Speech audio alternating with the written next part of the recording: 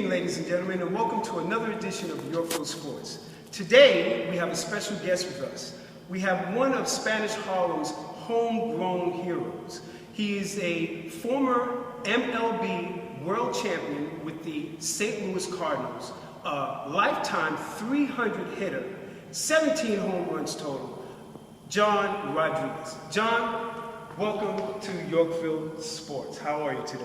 Good, thank you for having me. Okay, you know, there's one thing that we have to do some work here, though. I have to clear up a couple of things, because when I told a couple of my friends that I was going to have you here today, they didn't believe me. I said I was going to have a world series champion in the house, and they said, I don't believe it. So, like Cuba Gooding said, show me the ring! Show me the ring. There you go. Show me that ring. See, everybody, that is a World Series 2006 ring. I mean, that's such a wonderful thing. So, you didn't grow up too far from here, did you? No, right across the park on the west side on 92nd Street. Okay, so you spent a lot of time in this neighborhood Yes, playing ball? definitely. Here in Central Park, playing in the Spanish leagues in Central Park, Spanish leagues in the Bronx.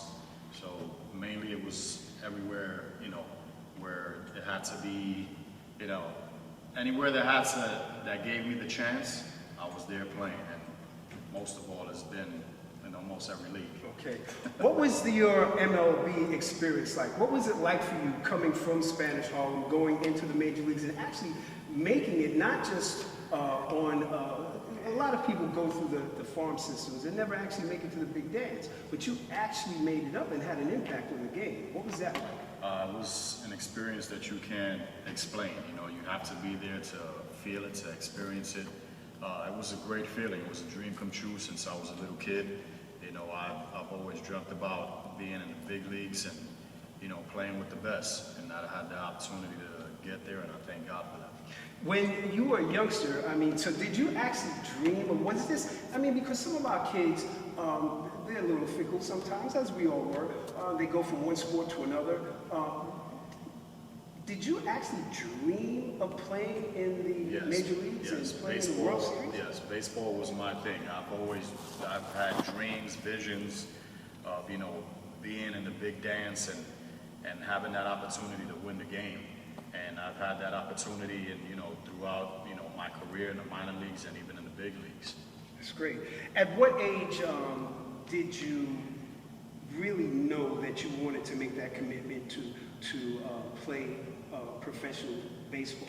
Because some of our kids, they change sports at different ages. So what age did you really say that you were going to make that commitment to play baseball? As soon as I was throwing tomatoes out my mother's window. She already knew. I was about 3 years old, and I was just launching balls out of the 9th floor window. And I just, from there, my mom had to put bars up so we won't lose any more food. So from that point on, I already knew. Like she kept telling me, and I've always sat in front of the TV, switching from channel 9 to channel 11, the Yankees and the Mets, switching back and forth. But my homegrown team. And my favorite team was the New York Yankees. Okay. What was it like playing high school ball here in New York? It was tough. It was definitely good competition, but it was hard for for scouts to come down and actually check out the competition because, obviously in Florida, Texas, California, the hot states, they can play all year round.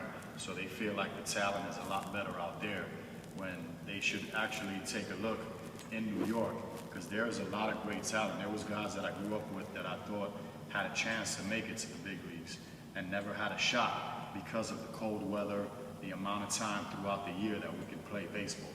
So I think, from now, I really advise scouts to come out and check guys out in the different high schools that are here in the city. That's good.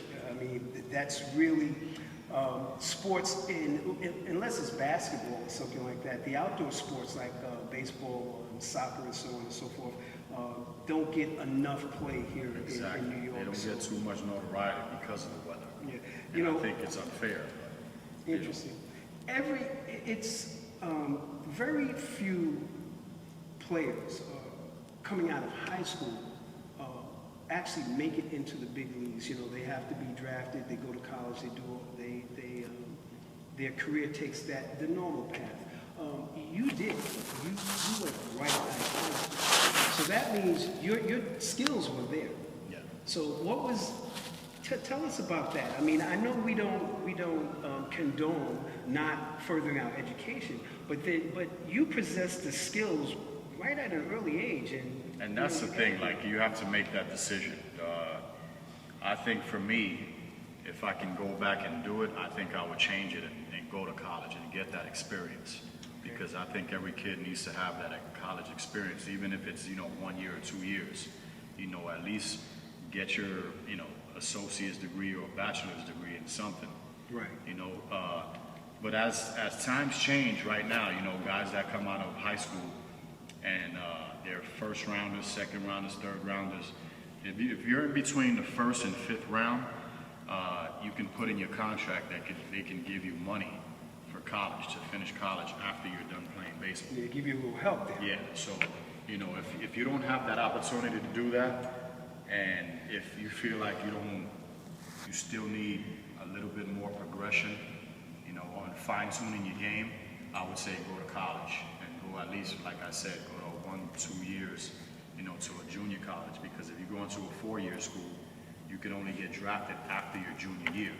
Right. So I would say, if you really want to get your education, go to a 4-year school that's pretty good in baseball. Or if you feel like you have the skills to make it, and you can make it now, but you still have to get your fundamentals down, go to a junior college. So players that have the skills, because at an early age, if you're a scout or whatever, you could tell who has the chops. They just need to get polished up. So you're recommending that school is a definite. 2 years, 4 years, but school is definite. So remember, stay in school there, guys. Don't think about coming out of here, because me and John are going to come get you. We're going to catch you. Yes, we will. All right, so tell me, who do you stay in touch with from the major leagues or some of your minor league friends? Albert Pujols, Robinson Cano, those type of guys. Okay, so you are a lifetime 300 hitter. Online, it says that it says 298, but we're not going to play with numbers here. It's a lifetime 300 hitter. But not only in the minor leagues, you carried 300 in the majors as well. In the big leagues. Yeah. So how do you maintain those type of numbers? I mean, what do you have to do to maintain those type of numbers? I can tell you just one thing and one thing only. Leave all the outside distractions on the outside. Don't bring it into, your game, because this is one of the reasons why I bought this shirt. Get lost, which means to me is, how if you're talking to a kid, he gets lost thinking about something else. Right. He's focused into that. That's what I mean. I mean, get lost. You need to get focused into something that you're dedicated in. So if I'm hitting, I'm focused into hitting. I'm not focused into anybody else, talking or having a conversation about something else. That's right. You have to stay focused on, and that's just life. If you're focused on your schoolwork, you're going to become a great student. If you're focused on baseball, you're going to become a great baseball player. Just things that you're focused in is just the dedication that you give yourself to exceed in anything that you want to do. That's amazing. Your first home run, I mean, take us through that experience. I'm talking about you're in the big leagues, the crowd is going nuts. I don't recall the game situation when you came up, where the game was or where you were at in the game. But you step to the plate, no one knows that they're going to hit a home run. All right, so you step up to the plate. You're home. You're in the home uniform. The crowd is basically wanting something good to happen. Take us through. I think it was the first inning off of Ben Sheets. I think it was a 1-2 count. He threw me a fastball high and in. And I just put a good swing on it. Like, Like I just wanted to put it in play, but I put a good swing on it. It hit the barrel of the bat. And good backspin, and as soon as I hit it, I didn't think it was going out, but I had a feeling like it was going to go in the gap. So as soon as I hit it, I just took off running, like you should always do. You should never pimp home runs. So I hit it. I started running, and I touched first, and I saw that it went out, and I just kept repeating 3 words as I was running the bases. And what were those 3 words? Oh my God. Oh my God. That's what I'm saying. Oh my God. It's got to be a crazy thing. Oh my God. I mean, oh my God. I touched home. I pointed at, my family that was in the stands, and I was like, oh my God, I can't believe this. I mean, just what happened. was it like rounding the bases? And everyone in the stadium knows that it's your first home run. Yeah, and it's just like the same, and it was my second game of the season, of my big league career. Wow. So In the like- second game. So In the I second was, game. when the guys, I was giving high fives. As soon as I went into the dugout, the crowd just kept cheering. You got a curtain call? Yeah, and the guys were like, "Get up there! They want you to give, a curtain call." So I was like, "You serious?" So I ran up, said thank you, and my heart was just racing from the time I got there till the last day they gave me the shot. It was all a privilege. I've been honored. I've been humbled. I've been, excited. My heart hasn't stopped beating. And every time I take a look at this ring, it just reminds me of, when I grew up in the projects. John, You know, show me the ring. Show me the ring. Show me the ring. Show me the ring. See the ring. I mean, that's that. You know something? I think this bottle is kind of warm. Can I drop that in there? It's got a little all that bling on there. I mean, there's so much ice on the ring. I mean, I gotta have some of my Gatorade. But like I said, it just reminds me of where I came from, and and like now I'm just trying to give back to the kids. I'm trying to show the kids that grew up and is growing up in the same situation I grew up in. Single mom, not that much money. Just trying to find a way to keep my game up and trying to find every possible way to get better. Okay. And now, I've been, as a child, I never had a big leaguer like myself come in and, help kids. I was just raw. I just did it on my own and try to find a way to get better every time. So now, just giving back as a big leaguer, giving back to the kids and showing them the fundamentals in the right way and the dedication and the focus to get to the next level. I want to give every opportunity, to the kids if they want it. That's great. That's great. Tell me something. What did you do with the ball? Oh, I still have it. You still have the ball? You still have that ball? I still have it. You still have that ball? And That you know ball's what's gonna be funny? awesome. Quick story. I still have the ball. There was a situation in Game 2 in the World Series. We were playing the Detroit Tigers. Okay. And there was a situation where Kenny Rogers kept putting pine tar in his hand. I don't know if anybody remembers that. If you go back, it's on YouTube. There's pine tar on the ball and on his hand. They threw that ball out. I still have that baseball. Oh my goodness. Tony, the bat boy got it. Tony gave it to Tony La Russa. I was right next to him. A couple of guys seen it, gave it back to Tony, and Tony goes, "Hey kid, hold on to this." And I never let it go, and I still have it to this day. That's a significant piece right there. Tell me something though. You have a younger son who's aspiring to play the game, somewhat like most of the players, the young players that you came in and saw here tonight. What would you tell your son? And talking to our Yorkville youth, as if you were talking to your son, what would you tell them about the game itself and the dedication that it takes to be a big leaguer, or just to make it to the next level? I can't stress it enough when I say focus. It's like bearing down on something that you love. You have to keep that drive. You have to want it. You can't just say, I want to play it this day and then not play it tomorrow. You always have to have that hunger. And I always stress to my son, if you want to do this, it's hard work. There are going to be plenty of times that you just want to say, you know what, I don't even want to do this anymore. It's because you're frustrated at that time. Right. And like I said, baseball is a game of frustration, is a game of failure. You know, like I said, 7 out of 10 times you're gonna fail, but you're gonna hit 300.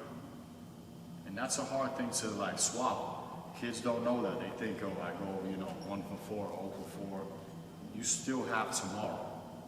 So a 3 for 10, listen to that now. A 3 for 10 makes you a 300 hitter. And you're an all-star.